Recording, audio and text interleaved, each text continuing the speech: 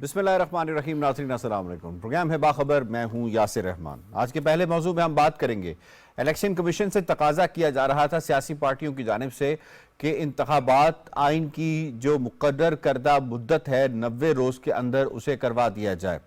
Peoples party का ये तकाजा था, पीटीआई का ये तकाजा था।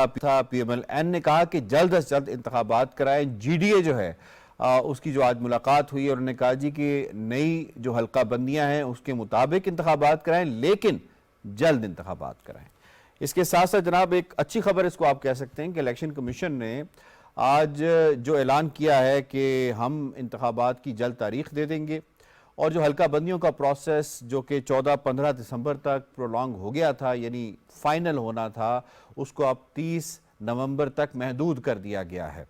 अब यहाँ पे जो इलेक्शंस की तैयारियां हैं वो इलेक्शंस कमीशन की जानिब से जो इंतज़ामी तैयारियां हैं, जो बाकी मामलात हैं, हल्का बंदियों के मसाइल हैं, वो जारी सारी हैं। इसके साथ साथ सियासी जमातों से मुलाकातों का सिलसिला भी जारी सारी है। जीडीए की भी मुलाकात हुई। जीडीए की जानिब से कुछ ट्रांसफ़र पोस्टिंग के हवाले से कहा गया कि ये जो रिक्वायरमेंट है उसको पूरा नहीं किया जा रहा सूबों की जानिब से, तो इसे पूरा किया जाए। सूबों की साथ भी मुशावरत इलेक्शन कमीशन की जो निगरान हुकूमतें हैं सूबों के अंदर उन के साथ भी जारी है और उनकी जानिब से भी ये कहा गया है कि इंतखाबात जो है, ये जो प्रोसेस है, ये 30 नवंबर तक मुकम्मल हो सकता है।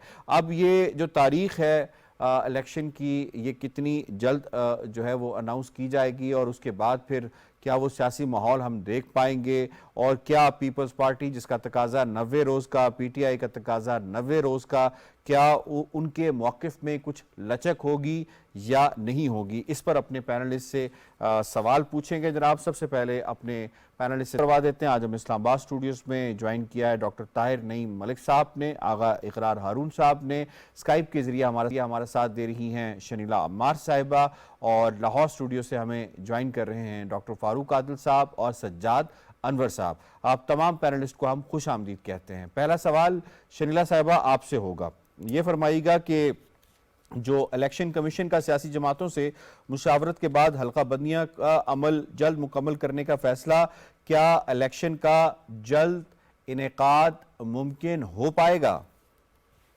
देखिए, जनवरी या फरवरी से पहले इसका इनकाद मुमकिन नहीं है। इनका अगर वो नवंबर तक कर भी लेंगे उसके बाद भी उनको 2-3 महीने तो चाहिए जी। तो जराए की खबरें ये भी हैं कि शायद अगले हफ्ते इलेक्शन कमीशन तारीख का ऐलान भी कर दे कि वो किस तारीख को इलेक्शन करवाएंगे। लेकिन चले ये भी एक अच्छी खबर वहां से आई है कि जो हल्का बंदियां हैं वह नवंबर तक कंप्लीट कर ली जाएंगी, यानी कि फरवरी से आगे इलेक्शन जाते हुए हमें नजर नहीं आ रहे। होना तो यही चाहिए था कि नवंबर के अंदर हो जाए, लेकिन हम लोग जब पहले पंजाब की बात होती थी, खैबर पख्तूनख्वा की बात होती थी, हम उस वक्त भी ये बात कहते होते थे कि जब तक आपकी मर्दमशुमारी कंप्लीट नहीं होती, आप नई हल्का बंदियां नहीं करवाते, इलेक्शन की तरफ नहीं जाना चाहिए, उससे मसले पैदा होंगे।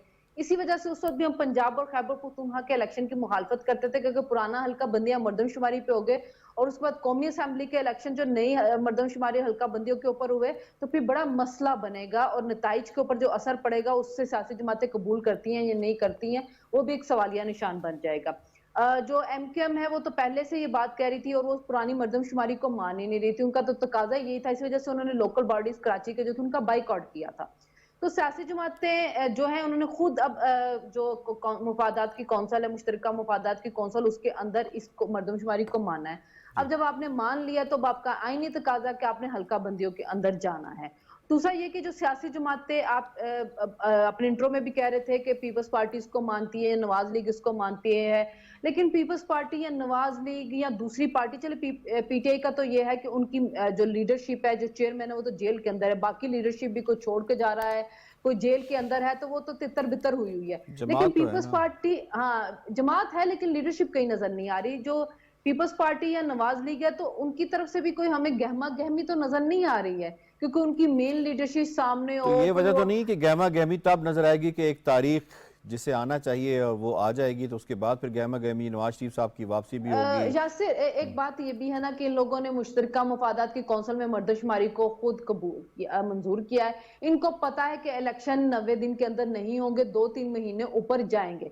इसी वजह से सबकी तरफ से अभी कोई इलेक्शन की गहमा गहमी नजर नहीं आ रही, कोई बयानात नजर नहीं आ रहे हैं, कई प्रेस कॉन्फ्रेंसेस जो नीचे की लीडरशिप है उनकी नजर आ रही है, लेकिन मेन क़यादत दोनों जमातों की एक लंदन में है, दूसरी हमें नजर नहीं आ रही है। तो इन्होंने अपनी मर्जी से इसको मंजूर किया हुआ, इनको पता है कि इलेक्शन जो है फरवरी में होंगे। हाँ, सियासी पॉइंट स्कोरिंग के लिए जो अब ये बयानात चलेंगे कि हम 90 दिन के अंदर करें, 90 दिन के अंदर होने चाहिए, लेकिन मेरा ख्याल है कि फरवरी के साथ अभी इनमें से किसी को भी एतराज नहीं होगा, क्योंकि इनकी अपनी भी अभी तैयारी नहीं है। और दूसरा जो मुल्की हालात है, इसको देखते हुए भी अभी कोई भी इलेक्शन कैंपेन में जाना नहीं चाहेगा कि जब आपके बिलों के लिए एहतजाज हो रहा हो और आगे जाकर हो सकता है पेट्रोल के लिए भी हो रहा हो, तो कौन सी सियासी जमात है वो जो जाएगी इलेक्शन कैंपेन के लिए अवाम के दरमियान। ठीक पॉइंट आ गया आपका। डॉक्टर फारूक आदिल साहब, इसमें आपको इन्वॉल्व करूंगा। ये फरमाइएगा कि अभी तक तो ये मामला भी तो तय होना बाकी है कि सदर साहब ने भी तो एक ख़त लिखा है वजारत कानून को कि जी आप हमें बताएं कि तारीख किसने देनी है। इलेक्शन कमीशन ने ख़त लिख के बड़ा वाज़ेह तौर पे ये बयान कर दिया कि जी तारीख देने का इस्तेहकाक हक़ सिर्फ़ और सिर्फ हमें है नए कानून के मुताबिक। तो ये फिर अभी मामला आप समझते हैं कि तूर पकड़ेगा? अगर इलेक्शन की तारीख दे भी दी गई तो फिर भी एक जो है वो सवालिया निशान इसके ऊपर रहेगा कि जनाब तारीख असल में देनी किसने है, सदर ने देनी है या फिर इलेक्शन कमीशन ने देनी है?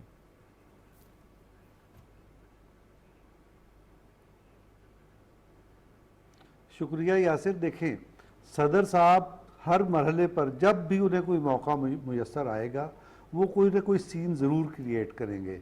वो उनका असाइनमेंट ही यही है और वो ये करते रहेंगे।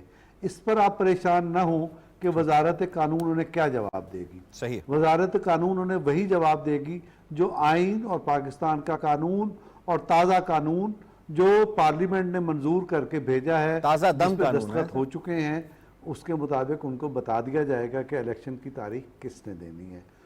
तो ये जी बिल्कुल, तो ये कोई प्रॉब्लम ऐसा है नहीं।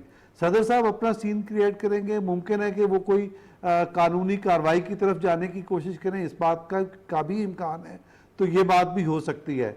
लेकिन इसके बावजूद इलेक्शन जो हैं, जैसे कि आज खबर आई है इलेक्शन कमीशन से कि वो हल्का बंदियों को पहले लेके जा रहे हैं।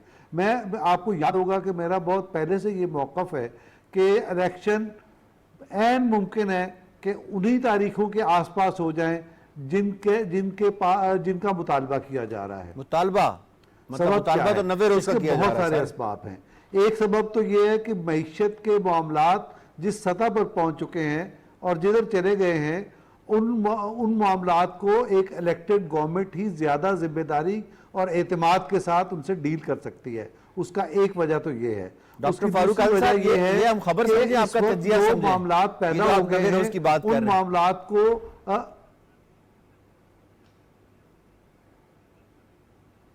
मैंने 90 रोज के आसपास कहा है। इसको आपका जी चाहे तो खबर समझ लें। अच्छा। मैं आपको बताऊं कि पाकिस्तान में 2-3 लोग हैं जिनको इलेक्शन की तारीख का पता है। उनमें एक मियां मोहम्मद नवाज शरीफ हैं और दूसरे आपकी इलेक्शन कमीशन है और तीसरे आपकी मौजूदा निगरान हुकूमत है।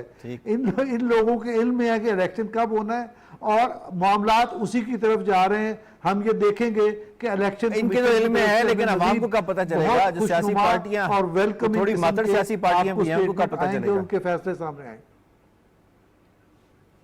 आवाम को आज बताया, इलेक्शन कमीशन ने आज आवाम को बताया है ना, बता दिया। इंशाल्लाह वो मजीद आवाम को बताएंगे और हम फिर इसको यहीं बैठ के डिस्कस भी कर रहे होंगे और सेलिब्रेट भी कर रहे बड़े कॉन्फिडेंस के साथ बात कर रहे हैं। ठीक है सर, पॉइंट आ गया आपका। सजाद साहब, इसमें आपको शामिल करूंगा। सूबों ने कह दिया जनाब इलेक्शंस कमीशन को जवाब दे दिया, 11 से 25 फरवरी के दरमियान इलेक्शन कराने की सूबों ने सिफारिश कर दी हुई है। अब जो बात डॉक्टर फारूक आदिल साहब कर रहे हैं, अगर उस बात को देखा जाए तो जो प्रोसेस चल रहा है हल्का बंदियों का, फिर उसका क्या बनेगा अगर 90 रोज के आसपास इलेक्शंस करवाने के हवाले से बात हुई तो?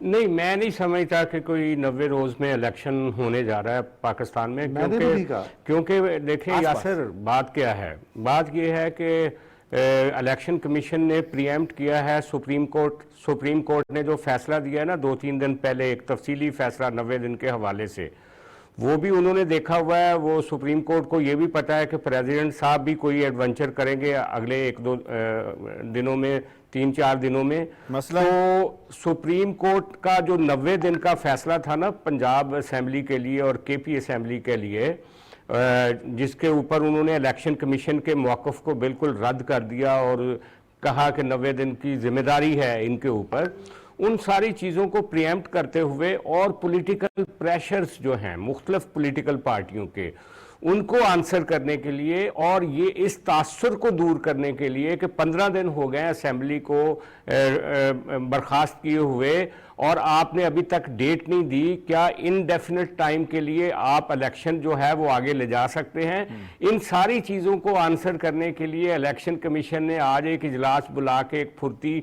जाहिर की कि हम जल्दी से जल्दी करने जा रहे हैं। हालांकि अगर इन्होंने 30 नवंबर तक जाके हल्का बंदियां करनी है तो फिर आपके पास आगे 3 महीने जो 90 दिन है वो क्या है? वो दिसंबर है, जनवरी और फरवरी के एंड में इलेक्शन होगा उस टाइमलाइन के मुताबिक जो इलेक्शन कमीशन ने आज अपनी तरफ से एक बड़ी बात करने की कोशिश की है। तो ये तो तय है कि इलेक्शन फरवरी में ही होंगे, फरवरी के वस्त में या फरवरी के इख्तिताम पर। लेकिन ये जो शनीला साहबा ने बात की थी ना कि जनाब जिस तरह से बिजली के बिल आ रहे हैं और जिस तरह से डॉलर ऊपर जा रहा है, जिस तरह से पेट्रोल की कीमतें बढ़ रही हैं, क्या सियासी जमातों के लिए मुमकिन होगा इस माहौल में अपनी कैंपेन करने का? और ख़ास तौर पे उन सियासी जमातों के लिए जिनका अभी जो रिसेंटली इक़्तिदार में थी, तो ये काफी बड़ी लाइबिलिटी होगी आने वाले वक्त में। सर वैसे आप तो ये सारी चीजें हैं, लेकिन ये मैं आपको जरूर बता दूं कि सियासी जमातें पीटीएम भी नहीं कह सकती, सारे इक़्तिदार में थे। हाँ, इन पिछले 5 सालों में सारे इक़्तिदार में। लेकिन पीटीआई तो आपको पता है ना, नहीं पीटीआई तो आपको पता है ना कि वो इमरान खान ने ये एस्टैब्लिश करने की कोशिश की थी कि अगर मेरी हुकूमत जाएगी तो इकॉनमी भी उसके साथ चली जाएगी। लेकिन मैं सिर्फ ये कहना चाह रहा हूं कि ये जो सियासी जमातें कह रही हैं ना 90 दिन का वो सिर्फ इसलिए कह रही हैं कि उनको खतरा है कि कहीं ये फरवरी से आगे ना चला जाए। अगर इलेक्शन कमीशन को ने तारीख दे दी अगले 1 महीने के अंदर अंदर, तो मेरा ख्याल ये प्रेशर भी खत्म हो जाएगा। ठीक है, तारीख दे दी तो प्रेशर खत्म हो जाएगा। आगा साहब आपको शामिल करूंगा। सर ये फरमाइएगा कि जिस तरह से बात हुई यहाँ पे 90 रोज़ के हवाले से, और दूसरी बात हुई कि गहमा गहमी नहीं है, जो सियासी गहमा गहमी का हमें वजूद पाकिस्तान के तूल अर्ज़ में नज़र नहीं आ रहा, उसकी कहीं ये वजह तो नहीं है कि उनको पता है कि इलेक्शन कब होने हैं जिन्हें पता होना चाहिए, यानी सियासी पार्टियों के सरबराहान? देखिए 90 दिन ख़त्म हो जाते हैं 7 या 8 नवंबर को, तो 90 दिन में तो इलेक्शन नहीं हो रहे हैं। 30 नवंबर तक तो हल्का बंदियां होनी है। सही मैं नहीं हो रहे हैं ना, यानी कि 90 दिन तो ख़त्म हो जाते हैं ना। तो सबको पता है कि इलेक्शन होने हैं फरवरी के मिड में जाके, और उसके मुताबिक इलेक्शन ही कोई मजाक नहीं होता, बड़ा महंगा और बड़ा एक्सपेंसिव किस्म की गेम होती है।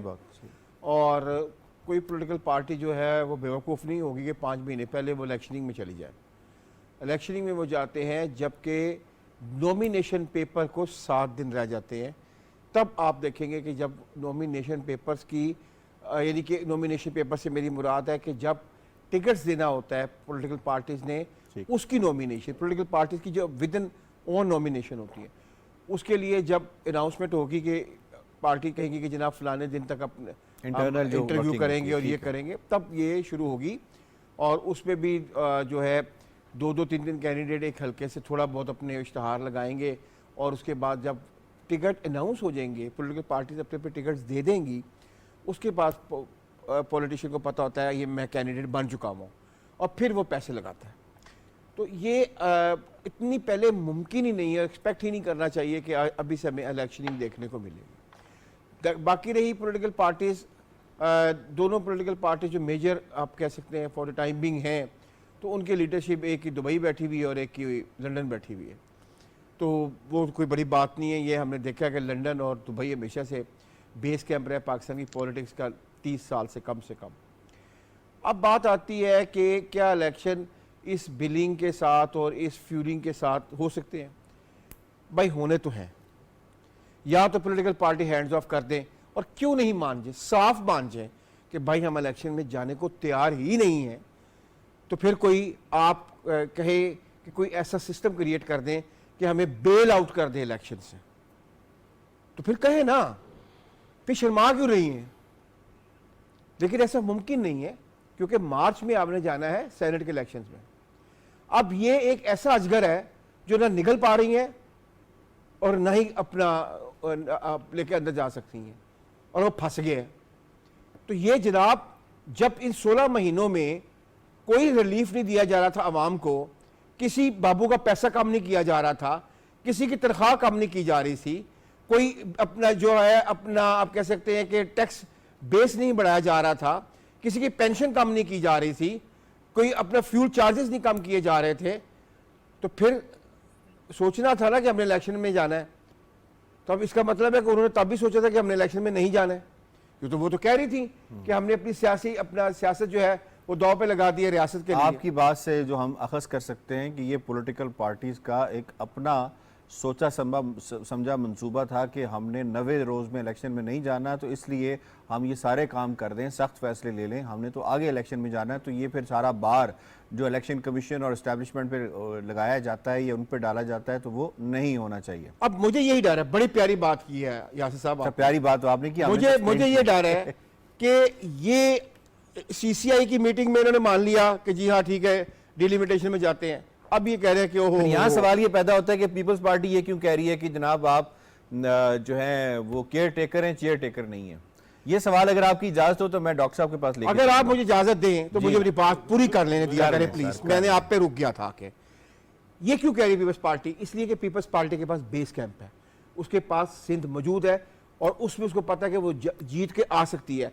एक पार्टी पाकिस्तान में सिक्योर है, वो सिर्फ पीपल्स पार्टी है। बाकी राइट नाउ कोई पार्टी साइकोलॉजिकली इलेक्शन में जाने को तैयार ही नहीं है। कौन कितना सिक्योर है ये तो अवाम फैसला करेंगे। डॉक्टर साहब आपको इसमें शामिल करते हैं, ये फरमाइएगा, सब कुछ पता था, CCI में वोट भी दे दिया, वज़ीर आला भी मौजूद थे और बाकी नुमाइंदगी भी थी पीपल्स पार्टी की, 90 रोज़ पे उनका एम्फेसिस क्यों है जब उन्हें पता है कि ये प्रोसेस 90 रोज़ में कंप्लीट नहीं हो सकता? ये क्या पॉलिटिकल स्टंट है या फिर पीपल्स पार्टी वाकई सीरियस है? सब कुछ लुटा के होश में आए तो क्या हुआ, कुछ तो होंगी मजबूरियां, यूं ही कोई बेवफा नहीं होता। वाह। तो इस वक्त सियासी पार्टियां पीछे रह गई हैं और अवाम आगे चले गए। मैं ये देख रहा हूं कि इस वक्त जो लोगों में बेचैनी है, माशी मुश्किलात का जो लोग शिकार हैं और जो माशी अबतरी की सूरत हाल है और जो बिजली के बिलों की एक साइलेंट मूवमेंट चली है सोशल, उसमें कहीं आपको सियासी जमातें नहीं नजर है, तो वो आवाम में जाने से कतरा रही हैं। और ये जो कौन कतरा रही है बताएं सर? सारी जमातें। तो पीपल्स पार्टी 90 रोज की बात क्यों कर रही है फिर? देखें वो उनका ये है कि जल्द इलेक्शन हो, ये ना हो। 90 रोज की उन्होंने बड़े कैटेगोरिकल का है जी, आइन में लिखा है 90 रोज। सदर साहब ये करें, हम खड़े होंगे साथ। उसकी 2-3 वजूहत हो सकती हैं पीपल्स पार्टी की। एक तो ये कि केयर टेकर सेटअप में उनकी ख्वाहिश के मुताबिक केयर टेकर सेटअप नहीं मिला। नून मुस्लिम लीग नून को केयर टेकर पार्टी की ख्वाहिश के मुताबिक होता है वैसे केयर टेकर, जो भी गवर्नमेंट होती है उसकी ख्वाहिश के मुताबिक होता है। और थर्ड ये है गवर्नमेंट एंड ऑपोजिशन, गवर्नमेंट और अपोजिशन की मुशावरत से होती है। मुशावरत पीपल्स पार्टी से हुई है, लेकिन जो केयर टेकर सेटअप सामने आया है उसको तो कोई बयान नहीं आया, उसके पीपल्स पार्टी ने ऑन नहीं किया उससे। नहीं तो बयान भी कोई नहीं आया, उन्होंने क्रिटिसाइज भी नहीं मैं किया। आपको एक फीलिंग बता रहा हूँ कि जो लोग हैं उनको उन्होंने ऑन नहीं किया। दूसरी बात प्रोविंशियल लेवल पे, और दूसरी बात जो है वो ये है कि उनको टफ टाइम भी कोई सिंध गवर्नमेंट के हवाले से, कोई अफसरान के तबादले जितने सिंध में हुए हैं उतने पंजाब में नहीं हुए, मरकज में नहीं हुए। तो रिक्वायरमेंट है, अगर रिक्वायरमेंट नहीं है तो बता दो। और रिक्वायरमेंट पंजाब में भी तो है ना। मैं इसलिए, आपने सवाल पूछा कि पीपल्स पार्टी क्यों है, तो पीपल्स पार्टी को ये फील हो रहा है कि उसके साथ जो है वो लेवल प्लेइंग फील्ड नहीं है। कौन कौन उसको प्रोवाइड नहीं कर रहा लेवल प्लेइंग फील्ड? जो इस वक्त सिस्टम है उनकी ये फीलिंग है बकौल उनके ना। और तीसरा ये है कि उनके बहुत सारे फीलिंग भी उन्होंने 90 रोज के साथ वो कर दिया कि जी सपोर्ट कर दिया। और ये जो इक़्तिदाद है उनकी सियासत में कि CCI में उन्होंने इसको 90 दिन से बढ़ के उन्होंने इसको एंडोर्स किया मुराद अली शाह ने। और अब उनका ये, अब बस कोई ऐसी सियासी जमात नहीं है जो कह रही है कि इंतखाबात 90 डेज से आगे हों। लेकिन ये चीज़ समझनी चाहिए कि अगर हल्का बंदियाँ नहीं होती तो एक इतना बड़ा एक इशू आ जाएगा कि हल्का बंदियों के बगैर इलेक्शन हुए। तो इसमें क्या हर्ज है कि जो इलेक्शन कमीशन ने टाइम लाइन दी है उसमें हल्का बंदियाँ हो जाए। और जिस तरह आगा साहब ने कहा कि मार्च की जो हमारी कॉन्स्टिट्यूशनल रिक्वायरमेंट है उससे कबल कौमी और सूबाई इंतखाबात हो जाए, तो फिर तो कोई इशू नहीं रहता। और इस दौरान मज़ीद भी अगर हमें इलेक्टोरल रिफॉर्म्स पे वोटर फहरिस्तों को हमें फुल प्रूफ बनाना है, कोई जदीद जराए इस्तेमाल करने, तो वो भी कर लेनी चाहिए। ठीक। इसमें कोई हर्ज नहीं है। मैं समझता हूँ कि चंद माह इंतखाबात पहले भी हम कह चुके अच्छा, हैं। हमारे अगर मैं आपकी बात से भी ये बात अखज़ करूं तो हमारे तमाम पैनलिस्ट इस बात पर मुत्तफिक नजर आ रहे हैं कि 90 रोज़ का जो बयानिया है वो तो नहीं बिकेगा। उसकी वजह यह है कि वो पॉसिबल नहीं है, क्योंकि इलेक्शन कमीशन अपनी लिमिटेशंस का इजहार कर चुका है। और ये भी जी जी जी जी मुझे ब्रेक के लिए कहा जा रहा है। डॉक्टर साहब ब्रेक के बाद वापस आएंगे जी। कि ये जमातें जो हैं पंजाब और केपी में 90 दिन के बयानिए से आगे बढ़ के पोजीशन ले चुकी हैं। ठीक ठीक, पॉइंट आ गए जनाब। ब्रेक पे जाते हैं। ब्रेक से जब वापस आएंगे तो प्रोग्राम में शामिल करेंगे दूसरा मौजू। साथ रहिएगा।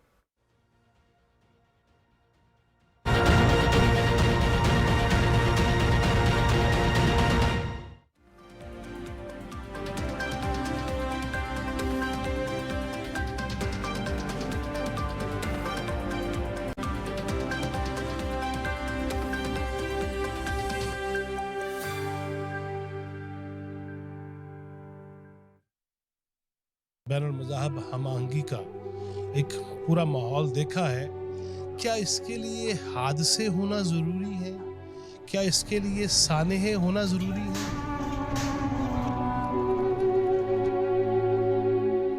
और जिस तरह ब्रदर अनीक अहमद ने ये कहा ना कि सबसे पहले इंसान है, पाकिस्तानी है। पाकिस्तान एक पीसफुल मुल्क है, हम बड़े पुरअमन लोग हैं और हम बड़े खूबसूरत लोग हैं, और जैसे हम हैं खूबसूरत ऐसे ही हमारा दिल भी खूबसूरत है।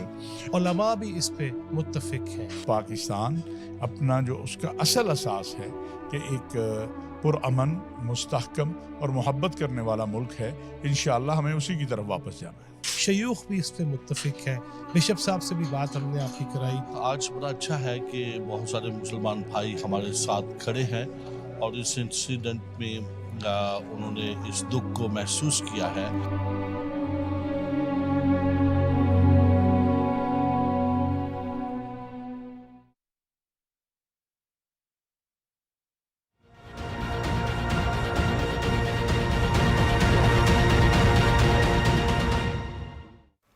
वेलकम बैक जी। मामला है बिजली के बिलों का, मामला है बिजली के बिलों पर एहतजाज का, मामला है IMF का, मामला है निगरान हुकूमत के उस रिलीफ पैकेज का जो कि उन्होंने देना है, जिसका इंतज़ार है बड़ी शिद्दत के साथ।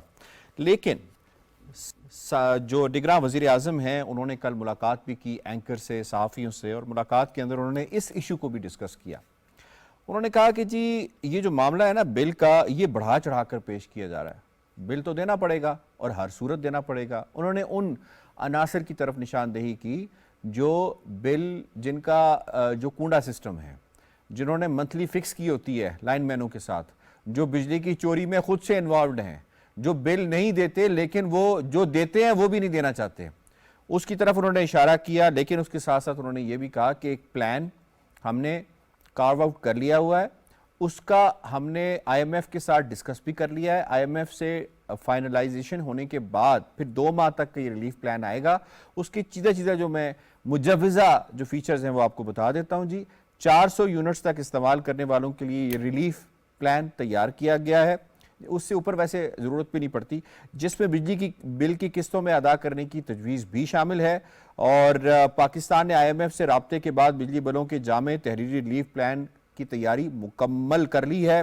250 की गवर्नमेंट की किटी में मौजूद है असिस्टेंस देने के लिए, उसको इस तरफ मोड़ा जाएगा, इस्तेमाल किया जाएगा। बिजली के चोरी के हवाले से भी एक रोकथाम के लिए एक एक्शन प्लान मुरतब कर दिया गया है। और बिजली की जो बुनियादी यूनिट, उसकी जो प्राइस है जो एब्रप्टली इंक्रीज कर दी गई थी, उसको स्टेज बाय स्टेज जो है वो इंक्रीज किया जाएगा, ताकि ग्रेजुअल इंक्रीज से उतना इम्पैक्ट एक आम आदमी के ऊपर ना पड़े जितना कि पड़ रहा है। इसके साथ साथ फिर अभी किरण जो पेट्रोलियम प्राइसेस हैं उनकी कीमतों में भी इजाफा हुआ है, उसका भी असर जो है वो बिजली की जो बिल हैं उनकी कीमतों में फ्यूल एडजस्टमेंट की मद में पड़ता है।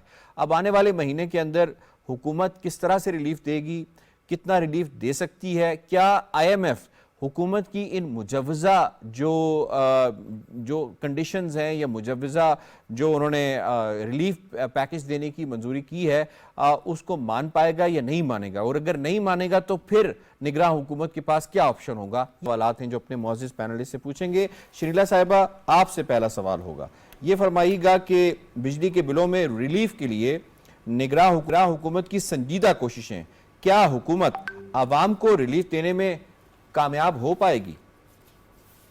यासिर, उसी सूरत में कामयाब हो पाएगी कि जब आईएमएफ को जो प्लान दिया है आईएमएफ उसको कबूल करता है कि नहीं।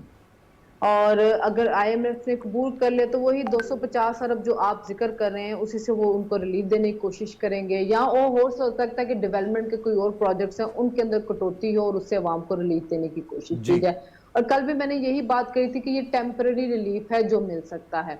आपको जरूरत यही है कि लॉन्ग टर्म पॉलिसीज जो है वो बनानी पड़ेगी। दूसरा ये कि 7 रुपए आपने अभी बढ़ाए हैं यूनिट, एक 38 पे पहुंच गया, एक आपका 41 के ऊपर पहुंच गया। अभी सुन रहे कि 2 रुपए और बढ़ाए जाएंगे और अक्टूबर में जाके 5 रुपए और बढ़ाए जाएंगे, 7 ये हो गया, ये 14 रुपए यूनिट बढ़ गया। अगर आप इस वक्त उनको रिलीफ दे देंगे 400 यूनिट वालों को, तो सर्दियों में जाके ये 7 रुपए फिर बढ़ेंगे और बिल की तो वही में बात आ जाएगी ना। सर्दियों में तो इस्तेमाल कम होता है ना शायद, तो उस वजह से गवर्नमेंट का ये मानना है कि 2 महीने के बाद पंखे नहीं चलेंगे, एसी नहीं चलेंगे। एसी नहीं चलेंगे, लेकिन लोगों के जिनके 1000 वाले वो 400-500 पे आएंगे तो बिल तो वही ठहरे हुए होंगे ना। आपको इतना ज्यादा रिलीफ तो नहीं पड़ेगा, इंस्टॉलमेंट देना शुरू करेंगे। आगे फिर गर्मी आ जाएंगी, चोरी जो है 600 बिलियन की उसको रोकें। आपने मरहलावार जो 7 रुपए बढ़ गए हुए उसको कम दोबारा से मरहलावार बढ़ाना है, या जो आगे 7 रुपए बढ़ाने उनको मरहलावार बढ़ाना है। ये चीजें अभी जो है इनमें अभाम है।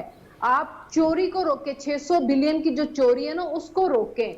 और उसके बाद इस पे कल वज़ीर-ए-आज़म ने बड़ा कैटेगोरिकली मेंशन किया, उन्होंने कहा कि जो बिजली महंगी हुई है ना उसकी 3 बुनियादी वजूहात हैं। आईपीपी से एग्रीमेंट्स जो हमारे हुए पुअरली नेगोशिएटेड एग्रीमेंट्स हुए हैं, लाइन लॉसेस हैं और फिर चोरी है। ये मैं बात करने लगी थी कि आईपीपीस के साथ जो आपके एग्रीमेंट है ना उनको रिकंसीडर करें या रीनेगोशिएट करें। आप बिजली ले रहे हैं या नहीं ले रहे, उनको कैपेसिटी चार्जेस दे रहे हैं, जिसकी वजह से अब ये जो वापडा वाले इनको जिनके घरों में सोलर लगे उसकी वजह से भी मसला हो रहा है कि जी ये सोलर सबने लगवा लिए हैं और ये वो उन लोगों ने सोलर लगवाए हैं जिनसे 100% रिकवरी होती है। और सोलर लगवाना भी कौन सा आसान है? 10 केवीए अगर आप सोलर पैनल लगवाएं तो आपको 2 मिलियन से प्लस पे जाके कॉस्ट आती है। नहीं, अब बजट की वजह से रिलीफ मिला तो 2 मिलियन से थोड़ी कम हो गई है। कितनी होगी? 17 लाख 18 लाख 17-18 लाख हो गई है, लेकिन 17-18 लाख जो दे रहा है उसको पता है कि अगर 15-20 साल जो है ना मैं बिजली से चला बिलों से मेरी जान छूट जाएगी। लेकिन वापडा वालों को पैसे उन्हीं से मिलते थे, क्योंकि जो सोलर लगवा रहा है ना 100% रिकवरी उसकी होती है ना, वो बिजली चोरी करता है अपने घर के अंदर और ना ही वो कुंडे डाल रहा होता है। ये जो बिल पे कर रहा होता है ना वही सोलर की तरफ जाता है। अब वापडा को उससे भी मसला हो रहा है। मसला वहीं पे आता है, मसला वापडा को नहीं हो रहा, मसला फिर आईपीपीस को भी तो हो रहा है ना। आईपीपीएस वालों को जाहिर कैपेसिटी चार्जेस जो है ना उनको पड़ते हैं। अब वो चाह रहे हैं कि सोलर वालों के ऊपर भी टैक्स लगे, वही टैक्स लगा लें, वहां पे टैक्स लगा के जितना आप सर्कुलर डेट खत्म कर सकते हैं वही काम हो रहा है कि टैक्सेस लगेंगे। पॉलिसीज नहीं बनानी। मैं तो कल भी ये कह रही थी कि निगरान हुकूमत है, इनका सियासी स्टेक कुछ नहीं होता, ये सख्त फैसले ले सकती है। मुफ्त बिजली के यूनिट खत्म करे, चोरी जो हो रही है वो खत्म करे, अदालतों में जाएं, जिनके जो केसेस के ऊपर अदालतों ने स्टे दिए हुए वहां पे जाके फैसले करवाएं। बहुत से इदारे डिफॉल्टर हैं, उनसे पैसे निकलवाएं। अच्छा, वैसे इस पे भी कल बात हुई है इदारों के हवाले से। हमेशा आप सोशल मीडिया के ऊपर भी आपको पता है कि एक खास हल्का है जो एक ट्रोल ब्रिगेड्स हैं, वो क्या करती हैं कि वो कोई ना कोई पॉइंट ढूंढती हैं कि हमारे जो सलामती के इदारे हैं, कौमी सलामती के, उनके ऊपर पॉइंट। तो वजीर आजम ने कल इस पे कैटेगोरिकली बात की थी कि मैं इसको थोड़ा सा एक्सप्लेन कर रहा हूँ, एक्सप्लेन कर रहा हूँ कि उन्होंने कहा कि जी जो भी वो बिजली मैं शरीला मैं इसको एक्सप्लेन कर रहा हूँ कि जो भी बिजली की यूनिट्स इस्तेमाल किए जाते हैं उसकी प्रॉपर पेमेंट्स होती है, अगरचे उनका ताल्लुक हमारे दिफाई इदारों से भी हो। ये कल वज़ीर आज़म ने बात की है। तो क्या हमारे जो जजेस हैं जिनको 2000 यूनिट्स फ्री मिलते हैं, क्या उनकी पेमेंट भी कोई कर रहा है?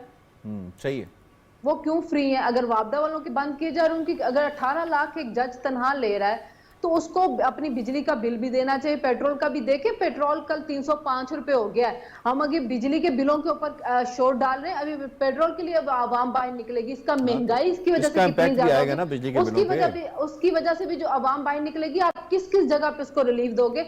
पॉलिसीज बनाएं, डॉलर को कंट्रोल करें, उसकी स्मगलिंग को कंट्रोल करें, जो जहीरा करें डॉलर उनको पकड़ें। सही। निगरान हुकूमत ने का सियासी स्टेक नहीं होता, ये सख्त फैसले ले सकती, सख्त फैसले लें, अवाम को रिलीफ दे, वरना आपकी अवाम सड़कों पे अब नजर ही आएगी आपको। ठीक हो गया। सज्जाद साहब, इसमें आपको इन्वॉल्व करूंगा। ये फरमाइएगा कि मंसूबा बंदी के तहत बेयकीनी और मायूसी फैलाई जा रही है। हमारे प्रोग्राम में जब लास्ट टाइम ये बात हुई थी बिजली के बिल्स के हवाले से, तो ये भी बात हुई थी कि हमें ऐसे लग रहा है कि डेलिब्रेटली कुछ लोगों को यहाँ पे प्लांट किया गया है और इस मामले को बढ़ा चढ़ा के पेश करें। तो वज़ीर आज़म ने कल मुलाकात के अंदर भी ये बात कही है। ये जो फैक्टर है, किस कदर ये फैक्टर परेशान कुन है कि ये जो मनसूबा बंदी के तहत ये सारा मामला हो रहा है और इस चीज़ को बढ़ा चढ़ा के पेश किया जा रहा है, उन लोगों को सामने नहीं लाना चाहिए कि ये वो लोग हैं जो बिल देते भी नहीं है फिर भी रोडों के ऊपर एहतजाज कर रहे हैं, और क्यों कर रहे हैं?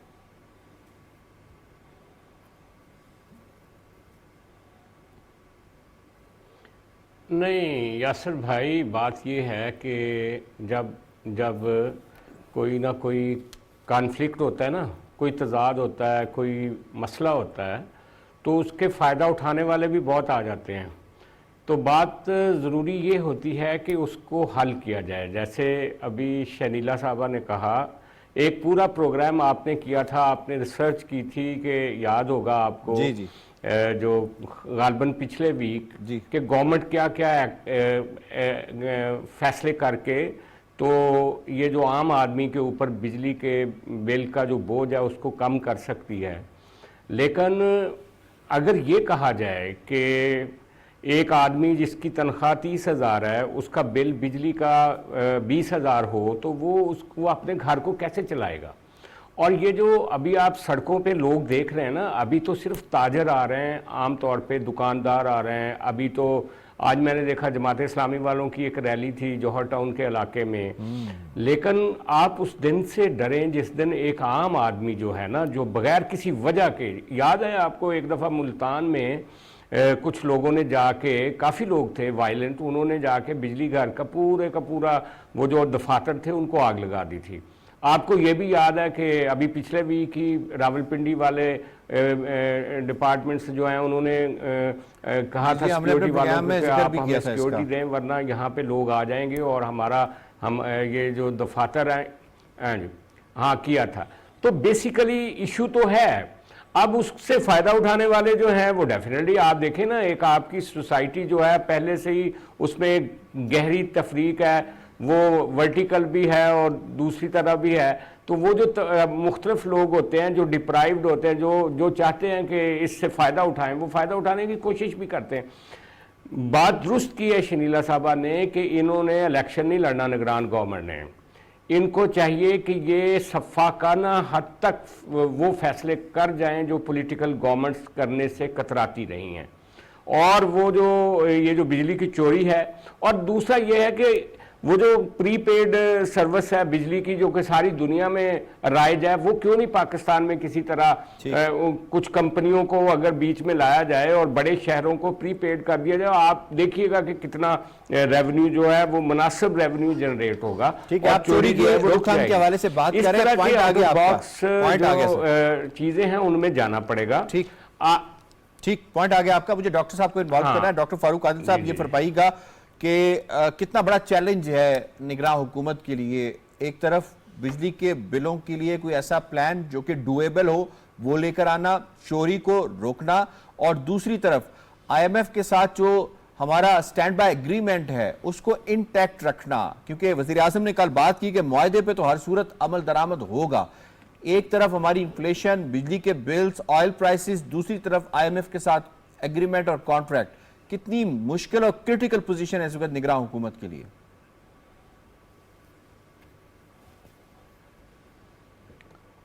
देखिए, मुश्किल भी है, क्रिटिकल भी है और चैलेंज भी है, जैसे कि आप कह रहे हैं। लेकिन इसके साथ ही अपॉर्चुनिटी भी है। ये जो निगरान हुकूमत है, ये दुरुस्त बात है कि इसके पीछे सियासी जमातें उस तरह से नहीं खड़ी हुई, सियासी सपोर्ट उस तरह से हासिल नहीं है, पीछे तो नहीं अवाम खड़ी, में सामने भी खड़ी है इसकी उस तरह से वो पजीर आई या इनकी मुखालफत नहीं है जैसे किसी हुक्मरान सियासी जमात की होती है या हो सकती है। लेकिन इसके बावजूद पाकिस्तानी अवाम के अंदर भी और रियासत के जितने स्टेक होल्डर्स हैं उनके अंदर भी ये एहसास मौजूद है कि इस हुकूमत को कामयाब होना चाहिए। और इस हुकूमत की कामयाबी के लिए जैसे कि अभी सजाद साहब ने कहा कि शफ़ाक़ाना तरीके से फैसले कर जाने चाहिए, इसको मैं ज़रा नर्म लफ्ज़ इस्तेमाल करते हुए ये कहना चाहूँगा कि वो सारे फैसले इस तरह से कर देने चाहिए जो अब तक नहीं कर सके। जैसे बहुत अरसा पहले ज़ाब्ते की कार्रवाई से लफ्ज़ शफ़ाक़ाना हटाया जाता है सजाद साहब, शाम को इतने बजे बंद कर दी जाएंगी, तो आगा इकरार हारून साहब ने चैलेंज किया था, तो मैं देखता हूँ कि कैसे बंद होती हैं, नहीं होगी, चौधरी परवेज़ इलाही नहीं होने देंगे। तो अब ये देखें इस वक्त कोई ऐसा इरिटेंट मौजूद नहीं है जो इसमें रुकावट डाले, यानी सियासी लेवल पर, सूबाई सतह पर कोई भी नहीं है। अब आप रियासत के पास ताकत होती है, रियासत की उस ताकत के ज़रिए सबसे पहले ये काम करें कि बिजली का ये सारी रात मार्केट्स खुली रहती हैं, इसको बंद कर दें। सिर्फ इसेंशियल्स जो है ना, बुनियादी ज़रूरियात ज़िंदगी वो अवेलेबल होनी चाहिए, बाकी सारी मार्केट्स बंद होनी चाहिए। और सूरज के गरूब होते से कलेक्शन होगी फिर हमारी तो मार्केट आप ये इस मौके पर ये काम कर डालें।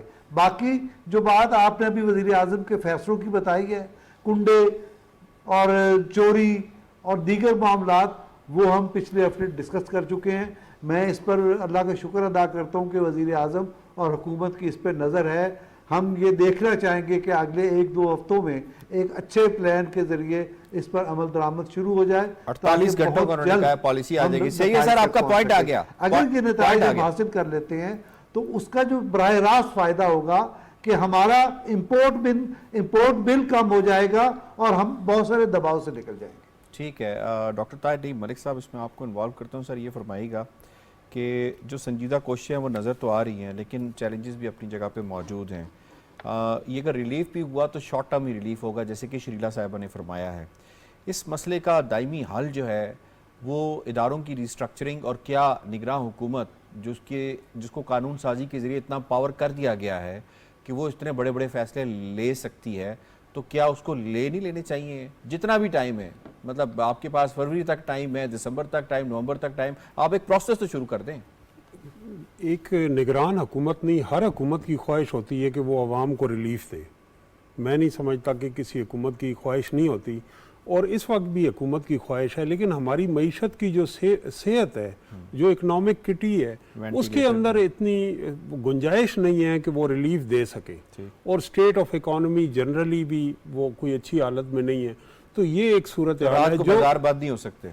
रात को जो गवर्नेंस रिलेटेड इशू हैं, जिस तरह कल हमने तफसील से ये इस पर डिस्कस किया कि चीनी की कीमत है, रात मार्केटें वक्त पे बंद करने की बात है, और रिकवरी जो सरकारी इदारे नादहिंदा हैं जिनकी तरफ शनीला ने इशारा किया, गवर्नमेंट के इदारे, उनकी तरफ गवर्नेंस के ज़रिए काबू पाया जा सकता है। अब जो आपका सवाल है, यकीनन मैं ये कह समझता हूँ कि केयर टेकर सेटअप को टफ डिसीजन लेने चाहिए, और टफ डिसीजन लेने में उनको दो इसमें चार्ट बनाने चाहिए, एक शॉर्ट टर्म और एक लॉन्ग टर्म।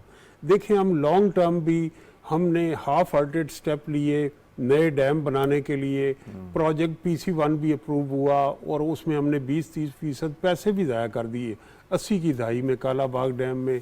फिर यहाँ एक साबिक चीफ जस्टिस ने फंड रेजिंग की, आज कौम को पता ही नहीं कि उसका स्टेटस क्या है। और फिर तीसरी चीज़ है ना सर, वो अभी उधर ही पड़े हुए अल्टरनेटिव मीन्स, और जो हाइड्रो पावर है, इसके लिए हमें लॉन्ग टर्म मनसूबा चाहिए, क्योंकि ये डिमांड बढ़ रही है, कहीं ख़त्म नहीं हो रही।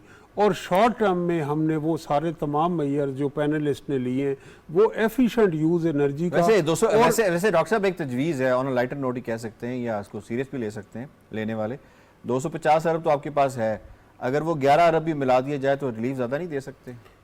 बिल्कुल, वो 11 अरब भी मिलाया जाए। और जो आपने इब्तदाइये में 400 यूनिट की बात की, मैं समझता हूँ कि अगर हम आम आदमी को रिलीफ देना चाहते हैं तो 400 यूनिट पे अगर हम स्लैब वो रेट रखें जो यहाँ 200 यूनिट पे है, तो ये एक बहुत बड़ा रिलीफ होगा, क्योंकि मुल्क के अक्सरियत जो गरीब आवाम है उनकी जो ज़रूरियात हैं देहातों में और निचले तबके की, वो 400 यूनिट तक पूरी होंगी।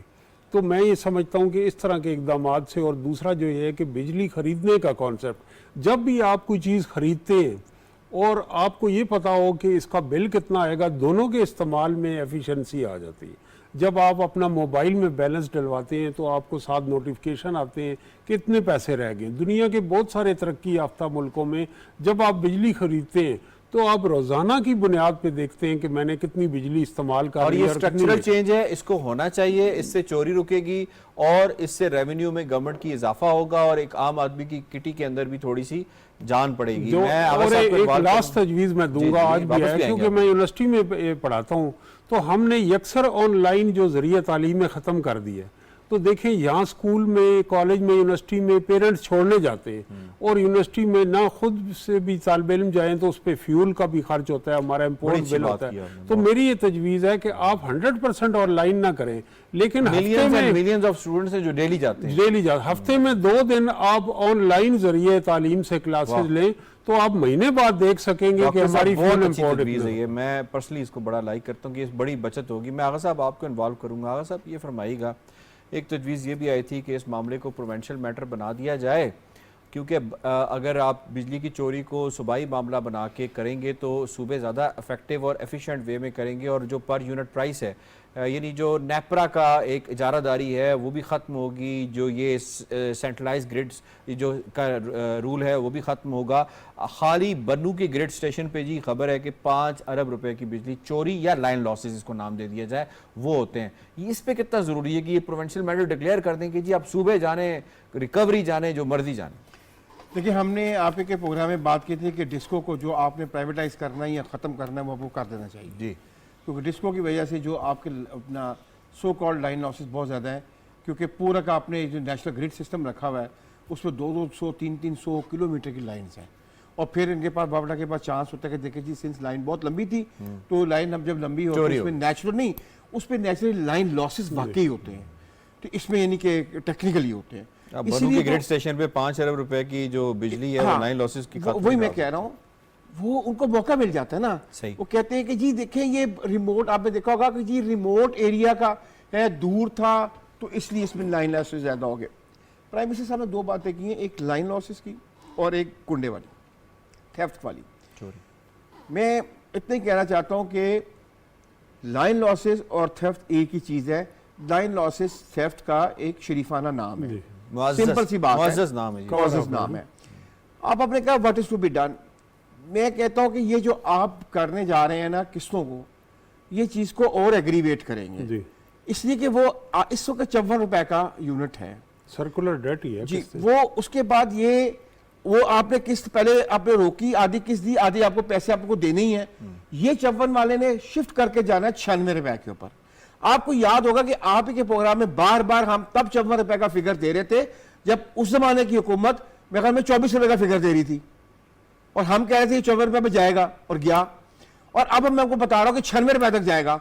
तो होगा ये कि पहले जो आपने किस्त की भी है, फॉर एग्जाम्पल एक आदमी ने 10,000 की किस्त करके 5,000 रुपए किस्त करवा ली है, अब वो अगली दफा उसका जो बिल पिछली दफा 10,000 आया था वो अपना आ रहा है 20,000। आप ये जूम कर रहे हैं कि वक्त बढ़ने के साथ यूनिट प्राइस इंक्रीज होगी और अगर यूनिट वो कम भी यूज करता है तो उसका बिल ज्यादा आएगा, प्लस वो इंस्टॉलमेंट का बिल आएगा, तो उसके ऊपर ये विशियस साइकिल बढ़ता जाएगा। बिल्कुल, और वो फिर ज्यादा करबल होगा और वो वाकई जिसको आप कहते हैं ना कि आम आदमी जो सड़क पे आएगा वो चीखेगा।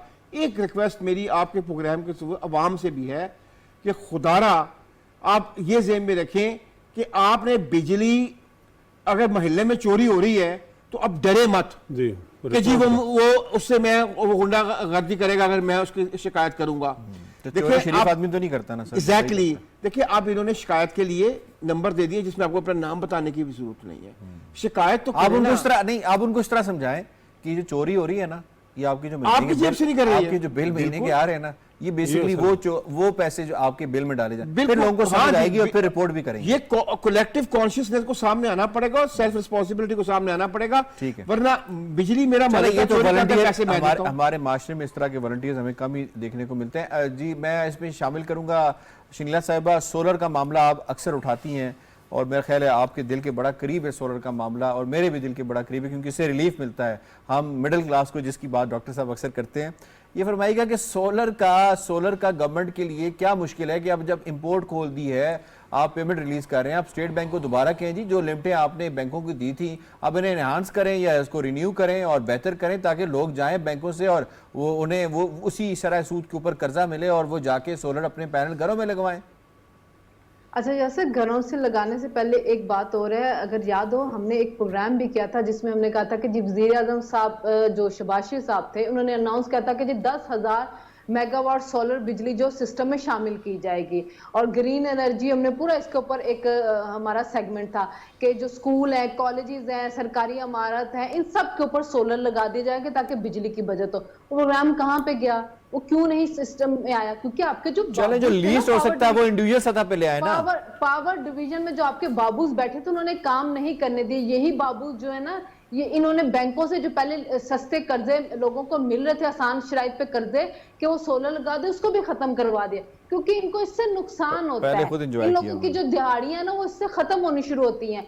क्यों नहीं ये इन्वेस्टर लाते हैं और उसको कहते हैं कि जी आप हमारी आवाम को आसान किस्तों के ऊपर कर्जे दें, वो सोलर लगवाएं, जो आप बिल देते हैं वही आप सोलर का देना शुरू करें। 3-4 सालों में आपका कर्जा उतर जाएगा, लेकिन 15-20 साल का आपको रिलीफ मिल जाएगा। हम नहीं होने दे रहे, हमारे बाबूज नहीं होने देंगे। बाबूज नहीं होने दे रहे। आपने उन बैरियर्स का भी जिक्र कर दिया जनाब। I have to wind up. मुझे शुक्रिया अदा करना है अपने तमाम पैनलिस्ट का। आज के दोनों मौजूआत ने बड़े अच्छे तरीके से समेटा। यकीनन अवाम इसके हवाले से जो हमारे व्यूवर्स हैं वो अपनी आरा दे सकते हैं PTV के हमारे ईमेल के ऊपर भी और सोशल मीडिया के ऊपर भी। जनाब प्रोग्राम बाखबर से इतना ही। यासिर रहमान को दीजिए इजाज़त। अल्लाह ने के बाद।